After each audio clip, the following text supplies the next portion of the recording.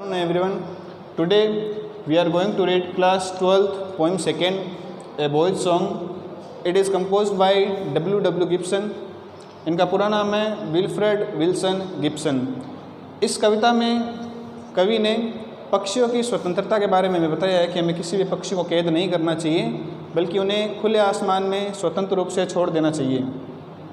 Poem पढ़ने से पहले हम एक बार इसकी जो मेन थीम है, मुख्य विषय वस्तु है, उस पर नज़र डाल लेते हैं। The poet does not set snare for the birds but leave them flying free in open air.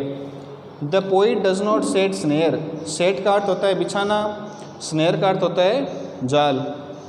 The poet does not set snare, जो कवि है वो कोई भी जाल नहीं बिछाता है, फॉर द बर्ड्स, पक्षियों के लिए, but leave them flying free, बल्कि उन्हें छोड़ देता है स्वतंत्र रूप से, इन ओपन एयर, खुले आसमान में उड़ने के लिए। तो कहने का अर्थ है जो कवि है वो पक्षियों की स्वतंत्रता के बारे में अपने विचार रख रहा है। इस कविता में 3 स्टेंजा है।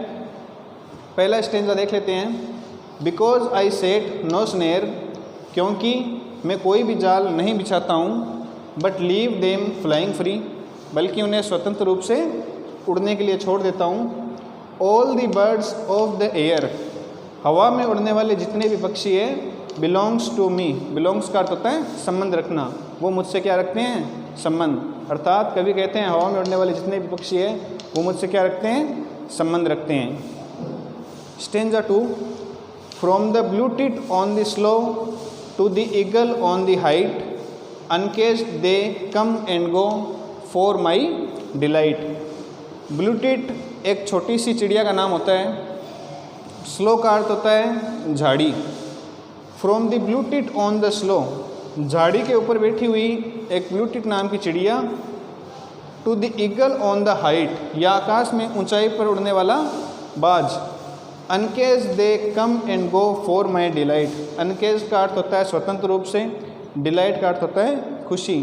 अनकेज दे कम एंड गो, वे मेरी खुशी के लिए आते और जाते हैं स्वतंत्र रूप से। आने और जाने का आशय है कि जब जो पक्षी है उन्हें कभी आकाश में स्वतंत्र रूप से उड़ते हुए देखता है, तब उसके मन को क्या मिलती है, खुशी मिलती है। इसीलिए यहाँ पर कवि ने कहा है uncage they come and go for my delight, वे मेरी खुशी के लिए आते और जाते हैं। तीसरा stanza. And so the sunward way, I soar on the eagle wing, and in my heart all day the blue tit sings. कवि कह रहा है एंड सो द सनवार्ड वे, सनवार्ड वे का अर्थ होता है सूर्य की तरफ। आई soar on the eagle wing, सोर का अर्थ होता है उड़ना। कवि कह रहा है कि मैं बाज के पंखों पर सूर्य की तरफ क्या बढ़ता हूँ, उड़ान बढ़ता हूँ। And in my heart all day, और मेरे दिल में पूरे दिन the blue tit sing, blue tit नाम की जो चिड़िया है वो चहचहाती है। कहने का अर्थ है यहाँ पर कवि ने इस कविता में ब्लू टिट और ईगल 2 सिंबल का प्रयोग किया है प्रकृति के जितने भी पक्षी हैं उनके लिए। और कवि का बस यही कहना है कि हमें प्रत्येक जो पक्षी है उन्हें आसमान में खुले रूप से, स्वतंत्र रूप से छोड़ देना चाहिए, उन्हें कैद नहीं करना चाहिए।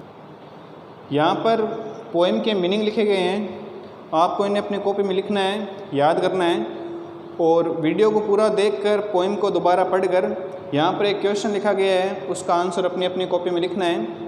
Y do all the birds belong to the poet, सभी पक्षी कवि से संबंध क्यों रखते हैं।